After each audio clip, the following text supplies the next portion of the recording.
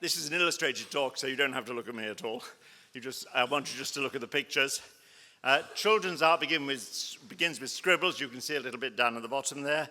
And then slowly bodies begin to take shape. One is a bit like a tadpole on the left, as you see. It's very cool. I've just been told in France, a tadpole. Face appears, and then bodies, and gradually the limbs begin to appear. We realize we've got a face, then a head, and arms, and legs. And the next thing we do is, the next thing we begin to draw, we begin to look around us, and we begin to draw a strip of blue at the top of the picture, and then a strip of green at the bottom for the grass, and then we draw sometimes a house sitting on the ground, and sometimes the sun floating in the middle in the space between the earth and the sky. Up until this point, children's art is essentially the same all over the world, proving, if proof were still needed, that we're all one people. Only later do cultural differences creep in when we begin to imitate the grown-up world. These first two stages of image making, a body followed by a layered world, a body followed by a layered world, are remarkably close to the first images we formed of our universe. I don't wish to imply that early mankind was childlike, not at all, but that the pictures of our world that we formed in childhood were carried forward into adult life seamlessly in ways that would be impossible today. I'm going to sort of argue that we lost our direct contact with childhood during the Enlightenment. What I want to propose is that the great works of art, and I need to go back here, the great works of art, like the pyramids and the great temples and the cathedrals, which required massive workforces of highly skilled craftsmen, were built with the irrepressible, joyous wonder that you can see on this boy's face. Recent excavations in the pyramids of Egypt have shown that the pyramids were not built by slaves, as Enlightenment historians. I don't want to be too critical of the Enlightenment, but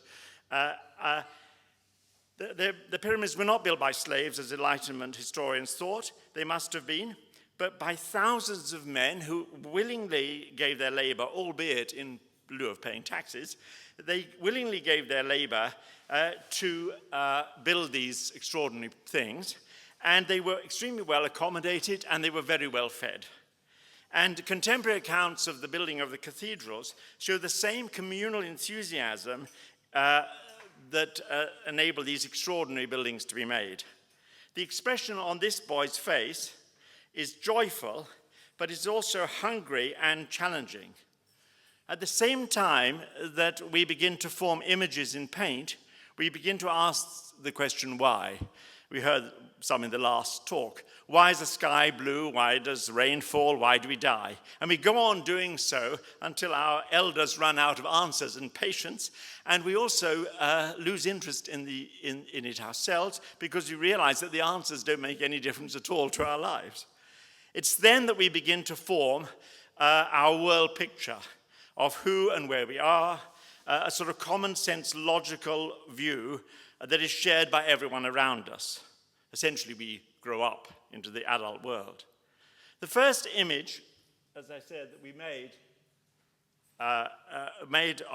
as children is of a body. And I think we first thought of the world as a body. The earliest sculpture to have come down to us is the so-called Venus of Willendorf, which was discovered in 1908, and is now dated to about 30,000 years ago. It's small and fits easily into the palm of your hand. It's been variously interpreted as a sort of fertility goddess, but I think it's actually a world picture, possibly handed around at an initiation ceremony when all one's childhood whys were finally answered. The earth was a body because it had soil and rocks, just as we had flesh and bones. It was covered in grass, as we are covered in small hairs. It had hills like breasts and caves like wombs. And it was floating in the sea. Most early myths around the world, the Bible and the Chinese emperor's robes, all talk about water being under the earth. There had to be water down under the earth because when you poured water on the ground, it soaked down and it had to go somewhere. But there was a problem. We knew that water always fell, but then how could the tides rise? This was a great mystery. There's a growing consensus that we first lived not on high savannas, but among estuaries where the food was plentiful and so rich it might have stimulated our brain's development. All the evidence of our earliest habitation would have been lost when sea level rose by a massive 100 meters a mere 12,000 years ago. But how do the tides rise? Because we knew that water always falls, just in the same way that flames always rise. This was a basic law of observation, a basic law of nature. You only had to lie on your back in the water, though, to get the answer. The sea wasn't rising, it couldn't. All you had to do is breathe in and out, and and you saw the sea rising and sinking around you. The earth was rising and falling, not the sea. The earth was breathing slowly, twice a day. She was alive, and we still call her Mother Earth. If the earth was alive, that meant she could give birth. We thought caves were wombs, and some of us ventured bravely down into them to paint images on what we still call the living rock. This is the earliest cave discovered so far in 1996, the Chauvet cave in France, dated from about 32,000 years ago. And we painted beasts there who were important to us, not beasts that we wanted to kill, but possibly beasts that we had to kill one to prove we were a man, and then had to make some sort of ritual penance for doing so. This is just a theory, but nevertheless, we drew one image over another because, of course, a womb can give birth many times. There are no paintings of fish in these caves, but then fish have no legs, so they can't be born on land. And there were no images of birds either in these caves. You only had to look at their nest to know where birds came from. They came from little skies. And there were no images of people in these early caves. Pictures of men came much later in rock shelters. The explanation of this is that even in our early history, it's probable that we didn't think we were born of the earth, but came from the stars. If the earth was a body, then what was her head? It's been variously interpreted as a bonnet or coils of plaits or scarification marks, but I think it's actually an image of the heaven above the earth, the circling stars. It's still amazing to go out at night, on a clear night, and see the stars going round. This sight is almost totally lost to us because many of us can't see the stars. And of course, we know if we do notice that the stars are moving, we think we know we're turning, not the stars. But nobody did until Galileo. Nobody understood this. But the stars, it's still amazing to see. If you go out and look at the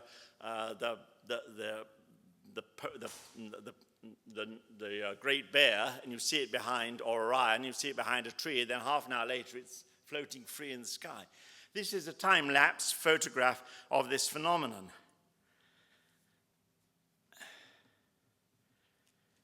This stellar movement around a central point in heaven dominated our ancestors' thinking.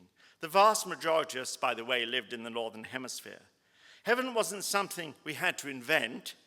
It appeared nightly to us above our heads. This circular movement of the stars was the culmination of many religious practices, used to be, in Christianity and in Hinduism, and most famously, of course, in Islam.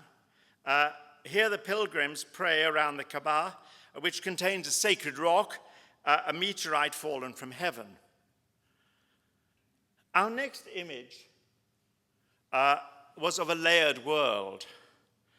Apart from a handful of isolated and soon forgotten Greeks, everyone all over the world believed the world was flat until 500 years ago. A flat earth made sense because if it wasn't, you'd fall off. And the sea was flat, that was obvious. Water always stays flat whichever way you tilt the cup. The Great Pyramid of Giza was originally faced in shining white marble. Most of these stones were removed to build the first mosques in Cairo.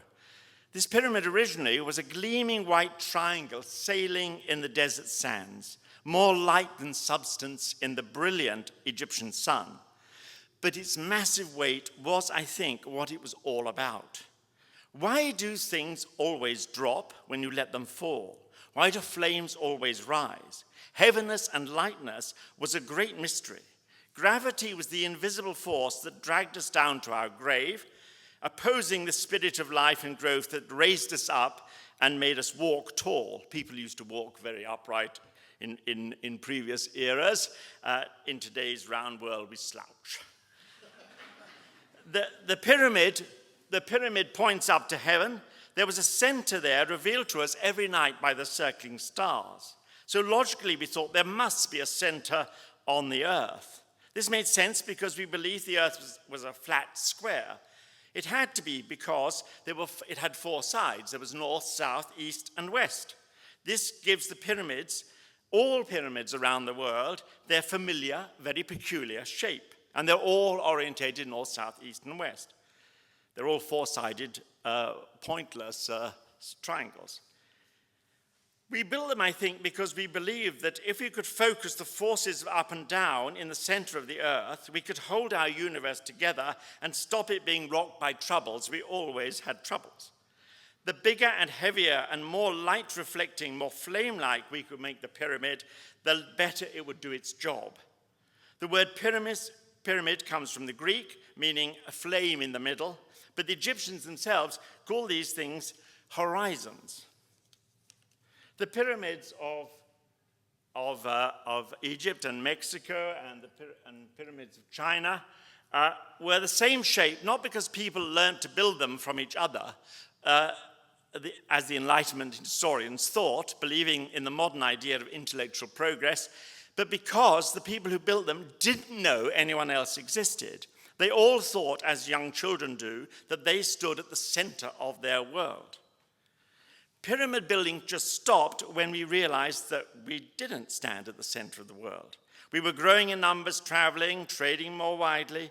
There was obviously a center in heaven. We could see it every night. But where was the center of the world below? We couldn't see it. There were other mountains and other pyramids and other omphalae. Is that the plural of omphalos? Other omphalae, other navels of the world, as well as the ones we thought were the center of our world. Why does the sun rise in the east and set in the west? This was a great mystery. The answer was that everything above the sun was fixed and eternal, the circling stars, and everything below the sun changes. Life became a journey from birth to death. The site of Queen Hatshepsut's temple in Egypt, built 3,500 years ago, takes your breath away when you first see it. Something totally new has entered the history of humanity. This is it from the side. The three-tiered terraces run north to south, are crossed by a rising ramp that rises due east to west. This is aligned precisely so that the sun's rays rising at dawn on the winter solstice strike the inner chamber of the tomb, of the queen's tomb, deep in the cliff, and so that she will be reborn as the sun is reborn each year. The Forbidden City in China is built exactly on the same principle, but shifted on its axis. It was an answer to the question, why is the north cold and the south warm? This was another great mystery for everyone living in the northern hemisphere. 2,000 years ago, the Chinese discovered polar magnetism, a wonderful invisible force like gravity, and they believed that it held everything in the world together. The journey from north to south was the journey from winter to summer and from death to life. The Chinese emperor's job was to perform rituals along this dragon path from the north to the south to maintain the balance and harmony across his troubled world, and there were always troubles. We seem to have come a long way from children's art to some of the most elaborate creations of mankind. But actually, I don't think there's a division at this stage in human history between a child's vision and an adult's one. Any child could understand that the Parthenon was a temple between heaven and earth where a god could find a home. Despite its incredible sophistication, I think the Parthenon was probably built collectively with the same excited wonder we saw on that boy's face. And the evidence suggests that a child led the great procession up to this temple every 4 years.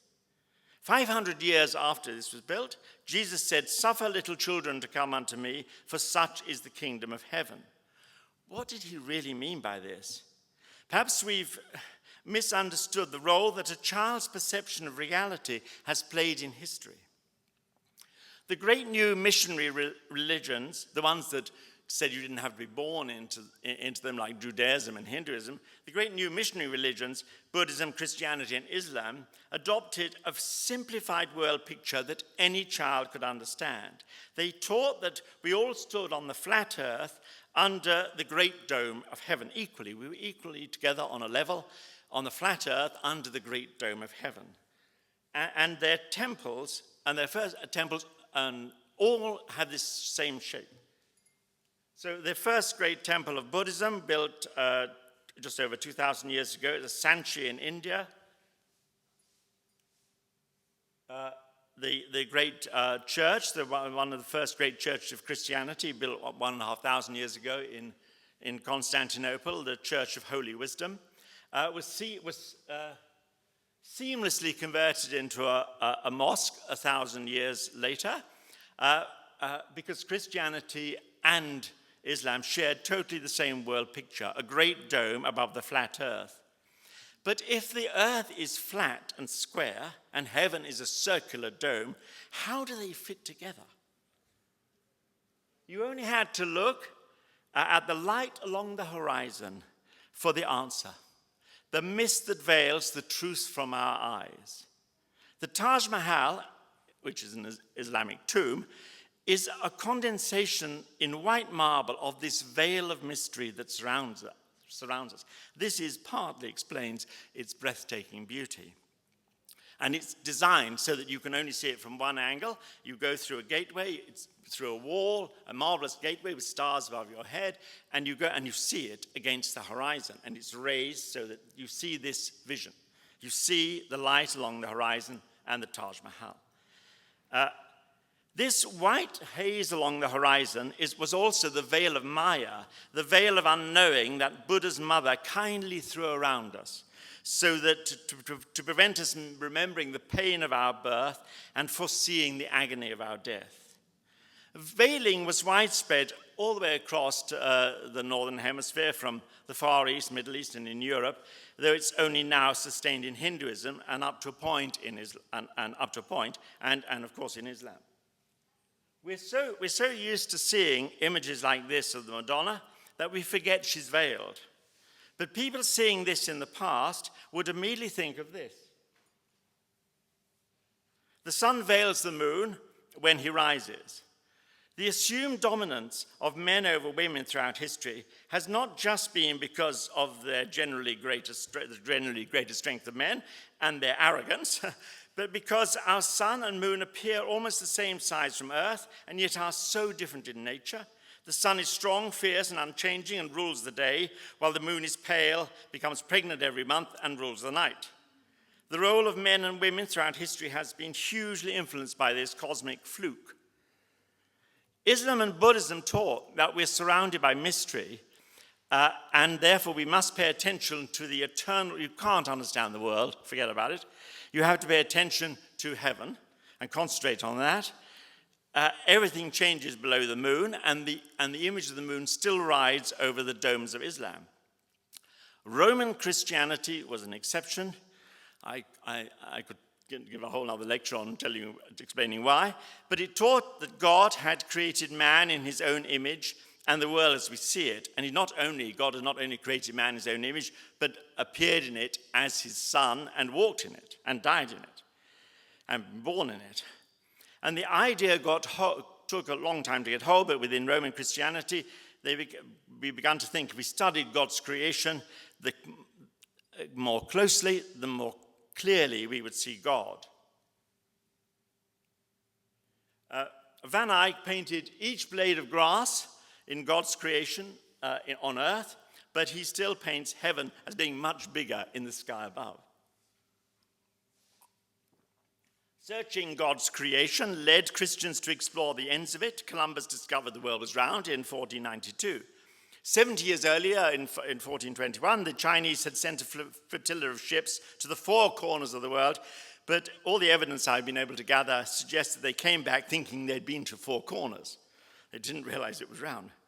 The Vatican declared that God had revealed the truth that the world was round only to Christians. The sun was round. The sun went round it, lighting the way for all the Christian missionaries to convert everyone to their new faith. In 1505, Pope Julius II decided to pull down the old rectilinear St. Peter's and build a new one, in which everything curved. Its arms reached out to embrace the round world. The word Baroque, by the way, means misshapen pearl. The world was a huge pearl fixed in the center of the universe, but it was misshapen because it had to accommodate heaven on top. And the Pope commissioned, so that's why the Pope commissioned Michelangelo to paint the ceiling to show that heaven was still up there. It was really important. It seems odd to show this painting, the Mona Lisa. I'm using here, by the way, the Prado version, which has just been cleaned, which is what the Louvre version looks like. This version has just been discovered to have come from Leonardo's studio and probably painted by his lover, Salai. Anyway, it's a better image. You can see it better. It seems odd to be talking about children and then showing a thing like the Mona Lisa, but I think it's essentially what Leonardo's was. Behind his imposing brow, his massive brain, was a little boy endlessly asking why. This painting is, I think, Leonardo's attempt to show how everything fits together. It's his painting of Mother Nature in the mist.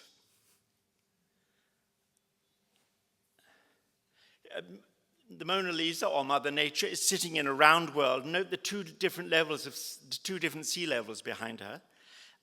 Everything in this picture is bathed in mystery. For Leonardo realized that nothing is distinct. Everything flows. The more he looked, the more everything flows into everything else. What's extraordinary about Leonardo, despite his intense examination of all he could see, was that it never occurred to him to invent the telescope or microscope. It never occurred to him, or anyone else for that matter, that there was anything to see beyond what we could see. There would always be mystery on our horizon. When we invented the telescope by accident, a century later, Galileo turned it on the moon and discovered it wasn't the Virgin Mary, but a lump of barren rock. The truth of the world was no longer the truth we could see. Newton worked out why an apple fell, but the moon stayed up. He also discovered the mechanics of the rainbow and realized that it wasn't a message sent from God giving us hope. It was a phenomenon all of us could create. The Enlightenment severed our direct link with childhood. Wordsworth feared this loss of a direct link with childhood, and his famous poem, of course, which I'll read, but you know, "My heart leaps up when I behold a rainbow in the sky. So it was when my life began, so it is now I am a man. So be it when I shall grow old, or let me die. The child is father of the man." Then after Wordsworth, Darwin worked out that God hadn't created the world as it appears, that everything has changed over time. Our noses and penises, mouths and vaginas could well be in different places. Modern art was a response to these discoveries. It was not a revolution in itself. This is exactly what a child of 5 couldn't paint. But, and this is perhaps the key to Picasso's genius, he discovered that you have to become a child again to create. But creating a complete world picture begun to be extremely difficult for us. We still have hankerings after images that sum up where we are. Ian Utsen's marvelous Sydney Opera House did, I think, just caught the world's imagination because it's actually a sphere sliced up into segments that look like sails. It's a dynamic version of the pyramids, but it's a ship journeying across space. This image gave us hope that we were going somewhere. Then Bill Anders took his famous photograph in 1968, Earthrise on the moon. We could at last see ourselves as other seers, but we realized at once how fragile our atmosphere was and unique, and in the vast emptiness of sterile space. Regretfully, I think, we haven't had time to develop a spherical worldview. A sphere is a beautiful image for us. For everyone who stands on one is on top of it, but no one is more important than anyone else. A sphere allows us all to be different, which we all are, yet equal at the same time. And spheres are an excellent image for our minds. We each have spheres of interest and spheres of influence, but these fade at their perimeters. They don't need to end in barricades. Spheres allow us to live together with different views. And isn't a sphere a good image for the universe itself? Wherever we peer into the microcosm and the macrocosm, mysteries recede before us. It's possible that we're fated to be bathed in mystery, as many great minds in the past have thought, which means that science and religion needn't be at loggerheads because we're all in the same boat. But our sphere has turned into a fragile bubble before our eyes, which we're busy puncturing at this very moment. I think one of the reasons why Frank Gehry's Bilbao building caught the world's imagination in 1997, because I think it's very like an image of a bubble blowing up. To bring us back to Earth, or rather to sea level where this story began, the baseline of our existence, which we naively, this is real childish thinking, which we assume to be a fixture, Venice is quite possibly an efflorescence of continuous human habitation in an estuary since 12,000 years ago after the last massive rise in sea level. Global warming will make sea level rise again. Venice is in the front line and could so easily disappear. Human values tell us that we can't put the preservation of historic artifacts on a par with people's lives, but can we separate them so easily? As every sufferer from the onset of dementia knows, what is left of human life when memory goes? A world without Venice, perhaps the most beautiful city mankind has ever created, will be a frightening impoverishment of our planet. Is that the gift we want to leave our children growing up today? We have to stop this happening if we can.